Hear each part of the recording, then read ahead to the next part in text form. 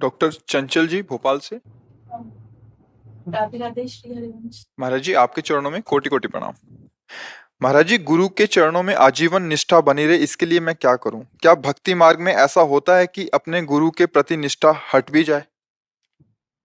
कोई भी मार्ग हो बिना गुरु के तो मार्ग ही नहीं है। मनमानी आचरण करके कोई भी आज तक परम लाभ प्राप्त नहीं कर पाया है। चाहे ज्ञान मार्ग हो, चाहे भक्ति मार्ग हो, चाहे निराकार उपासना हो, चाहे साकार उपासना हो। मुझे लगता है लौकिक सिद्धि भी गुरु कृपा से ही प्राप्त होती है, फिर परमार्थिक और पारलौकिक सिद्धि तो बहुत बड़ी बात है। गुरु के चरणों में निष्ठा उसी की रह सकती है जो गुरु आज्ञा का पालन करेगा। मंत्र मूलम गुरु वाक्यम, गुरु के वचन ही मंत्र का मूल है।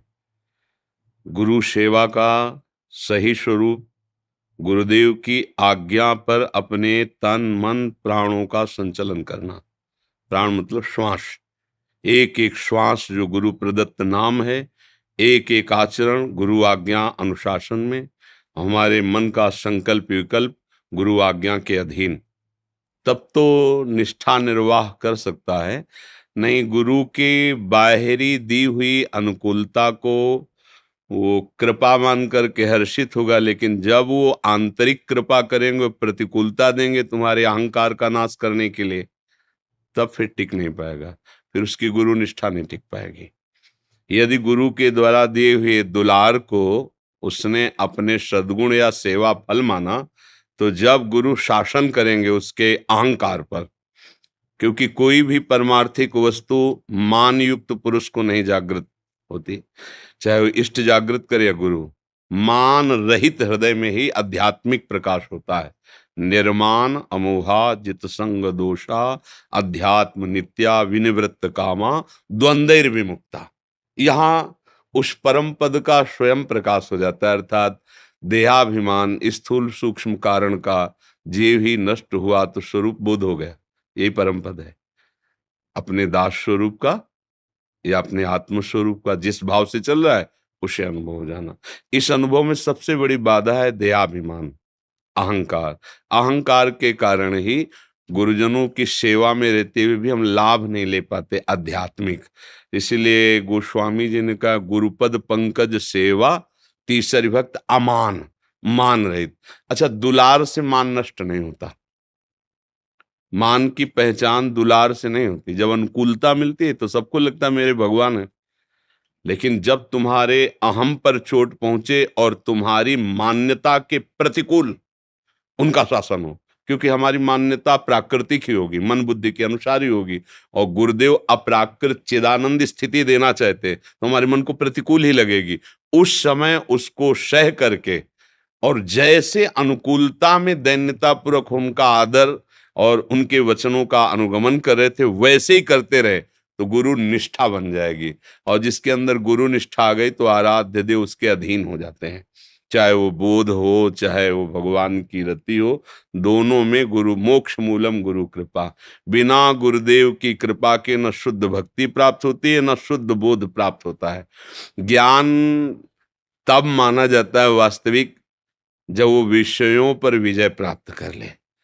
अगर विषय भोगों की लालसा बनी रही तो अज्ञान ही ज्ञान के रूप में छल कर रहा है हमारे साथ।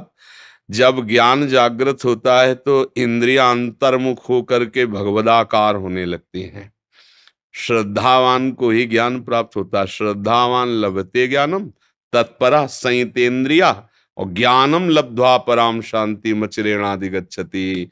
जब परम ज्ञान प्राप्त होता है, जिसे बोध कहते हैं, अब निष्ठा विचलित नहीं हो सकती। जब तक बोध नहीं होता तो निष्ठा विचलित होने की संभावना है।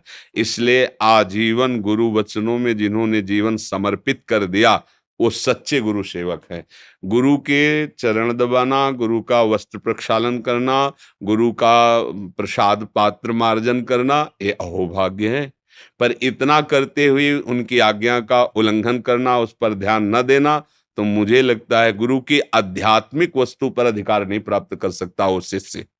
जो गुरु के शरीर से भी है पर गुरु की आज्ञा नहीं पालन करता, तो उसे भौतिक अधिकार तो प्राप्त हो सकते हैं, आध्यात्मिक अधिकार नहीं, क्योंकि सदगुरु को प्रिय है अपने शरीर से ज्यादा अपना सिद्धांत।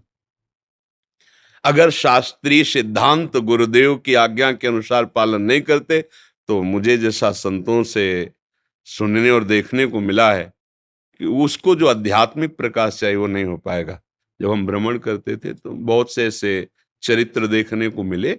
इससे पता चला कि गुरु की शरीर सेवा में है पर उन्होंने गुरु को समझा नहीं, गुरु के पास जो वस्तु थी उसको देख नहीं पाए, भौतिक प्रभाव को, भौतिक वस्तुओं को उन्होंने गुरु का महत्व समझा।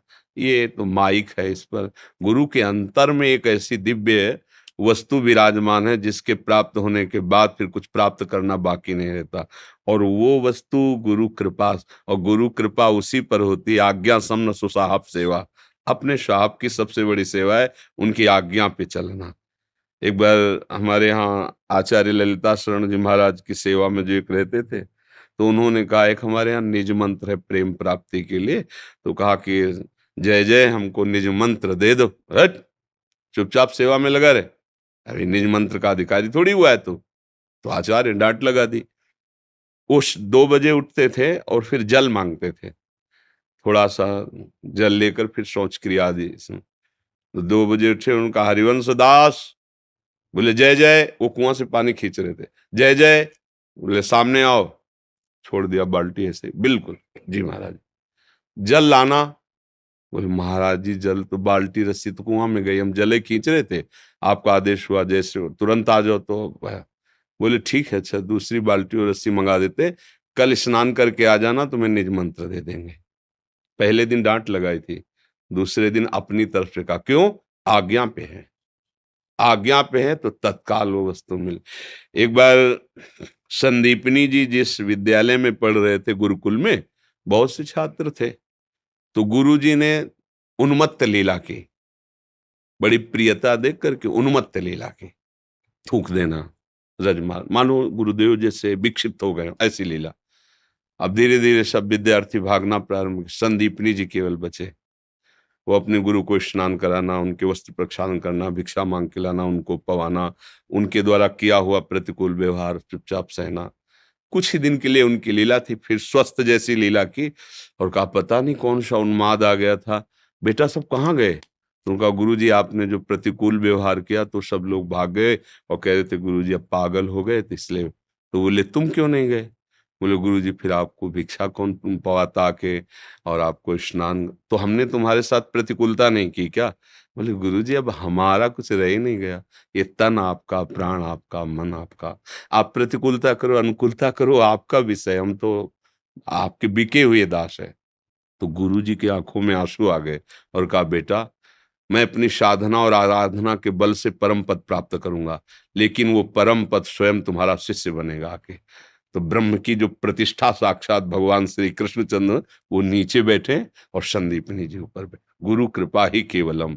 गुरु का आराधन अनुकूलता नहीं होता, गुरु के अनुकूल चलना, अपने मन की अनुकूलता गुरु से मांगना। एक बार समर्थ गुरु स्वामी श्री रामदास जी के पास बहुत से शिष्य थे, तो जो 2-3 ऐसे होते प्राण समर्पित करने वाले, पूरी भीड़ में शिष्य 2-3 ऐसे, वो तो इन्हें गिने होते हैं कि आप कहो अभी प्राण दे दें, मतलब पूरे समर्पित होते हैं ऐसे। वो मतलब दिखावा नहीं होता, उनका जीवन ही होता है हुक्म पे प्राण त्याग देना, तो वो ज्यादा प्यारे अपने आप हो जाते हैं। तो और शिष्यों को ईर्ष्या हुई और उन्होंने कहा कि गुरुदेव हम भी तो आपके शिष्य हैं, पूरा जीवन आपको समर्पित किए हैं, अब यही लोग जो है आपका उच्छिष्ट पाते हैं, यही लोग आपके समीप रहते हैं, आप इन्हीं को आज्ञा करते हैं, क्या हम आपको प्यार नहीं करते? तो उनका आप लोग प्यार करते हैं? बोले जी कल से हमारी गलती हुई है, हम सुधार करेंगे कल से। गुरुजी ने कहा हमारी गलती, हम कल से सुधार करेंगे। दूसरे दिन चीख आने लगी कुटिया से, सब भाग गया, क्या हुआ? बोले मैदान में ले चलो। मैं बोले बहुत रातों रात इतना बड़ा फोड़ा हो गया है यहाँ कि अब असहनीय है, और ये विषैला फोड़ा है। गुरुजी कौन सी दवा लाएं, कहाँ से? बोले हम लोग जानते हैं दवा, बाहर से नहीं लानी है, इसमें प्रारब्ध भोग मेरा आया है, ये मेरा प्राण ले जाएगा, पर अगर कोई शिष्य अगर इसके मवाद को पी ले तो वो मर जाएगा और मैं जीवित हो जाऊंगा। बढ़ो आगे। ये पीते ही मर जाएगा और मैं स्वस्थ और जीवित। पीछे खसकने लगे। मरना कौन चाहता है? अच्छा भला गुरु आज्ञा में आज तक कोई मरा है? अमरत्व को प्राप्त हो गया है, परम पद को प्राप्त हो गया। वो जो सेवा में लगे थे, तो गुरु जी ने से कहा कि एक प्राण क्या गुरु जी, अगर लाखों बार मरना होता ना तो लाखों बार मरते, आप आज्ञा कीजिए। बिल्कुल दौड़ पड़े। उनमें से एक तो बोले देखो ये मुंह है फोड़ा का, ऐसे थोड़ी पट्टी हटाए का, यहाँ मुंह लगा के तुम पियो। पिया, बहुत आनंदित हुए। बोले गुरु जी अगर रोज ऐसा पी लोगे मिले तो मस्त हो जाए और मरे मरे नहीं। आज गुरु जी ने पट्टी हटाई, कलमी आम बांधे हुए थे। आम बंधा हुआ था और बोले देखा तुम सब, कह रहे थे गुरु के प्राण प्यारे, हम भी तो प्यार, क्या प्यार करते हैं, अपने शरीरों को, अपने मन को प्यार करते हो, गुरु के लिए प्राण समर्पित। तब निष्ठा आती है जो आज्ञा पर। महापुरुषों के पावन चरित्रों से हम लोग शिक्षा लेते हैं। एक बार स्वामी श्री रामानंदाचार्य जी अपनी मंडली के साथ विचरण कर रहे थे, तो एक जंगल में बहुत सुंदर वृक्षावली देकर ठाकुर जी विराजमान किए और आचार्य चरण ने कहा जल लाओ, ठाकुर जी को पियाओ, फिर सब प्रसादी पिए। तो जल में गंध आ रही थी पत्तों की, क्योंकि एक डाल जा रही थी ऐसे। तो उनका जंगल है, कोई काटेगा नहीं, पत्ते गिरते रहेंगे, पानी में सड़न होगी, प्रयोग में नहीं आएगा, कोई भी पथिक आएगा तो प्यास नहीं होगी। ऐसा करो, इस डाल को उतना ही केवल काटो जो कुएं के ऊपर है। लंबी डाल जड़ से ऐसे आई थी। तो उनका गुरुदेव वहां से काटने में तो सुविधा है, अगर उतनी काटी जाएगी तो आदमी कुआं में चला जाएगा जो काटेगा। उनका इससे हमें मतलब नहीं, हमें सिर्फ उतनी डाल कटवानी है। संतों की उनमें खड़े हुए प्रणाम किया, आज्ञा कीजिए गुरुदेव। तो उनका सुना नहीं, कहा कि इतनी काटोगे तो कुआं में ही चले जाओ। बोले गुरु जी कुआं में क्या, हम नरक जाने के लिए तैयार है, आप आज्ञा तो कीजिए। तो बोले बस इतनी काट दो। तो वो चढ़ करके, अब पकड़ना भी पड़ेगा, तो उधर ही शाखाएं थी, ऐसे पकड़ा, ऐसे काटा। गुरु की आज्ञा बस इतना ही, अगर वहां मूल से काटना हो तो आराम से काट करके पूरी डाल हटा दे। गुरु आज्ञा उतना ही काटा, ये काटा तो कुल्हाड़ और वो सहित कुएं में चले गए। सब शिष्यों ने, गुरु जी वो तो मर गए होंगे। अब भाई कुछ हो, हमने आज्ञा कर दी। संतों के सबके चेहरे देखे। थोड़ी देर के बाद नमो नमः, जय हो ऐसी ध्वनि सुनाई दी, और देखे कि वो तेजस्वी स्वरूप धारण किए ऊपर आ गए। वह कहाँ चले गए थे बेटा?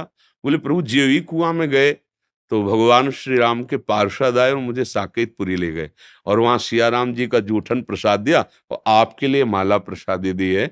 गुरुदेव आपने अब सब परेशान की, जिनके लिए हमने जीवन अर्पित किया था, उनका साक्षात्कार ये गुरु आज्ञा। प्राणों का मोह त्याग करके यदि गुरु आज्ञा पर चले तो भगवत साक्षात्कार, गुरु ही भगवान है, भगवान ही गुरु है, ऐसा अनुभव हो जाएगा। वही अपने इष्ट स्वरूप का दर्शन करा देंगे। जब तक हम गुरुजनों की आज्ञा पे नहीं चलते तो हमारी बुद्धि त्रिगुणात्मिका माया के सलिल में बहती रहती है वो, और जब गुरु कृपा हो जाती तो बुद्धि त्रिगुणातीत हो जाती है। और भगवान का महामहिम लीला चरित ये त्रिगुणातीत है। हमारा जो स्वरूप है वो त्रिगुणातीत है।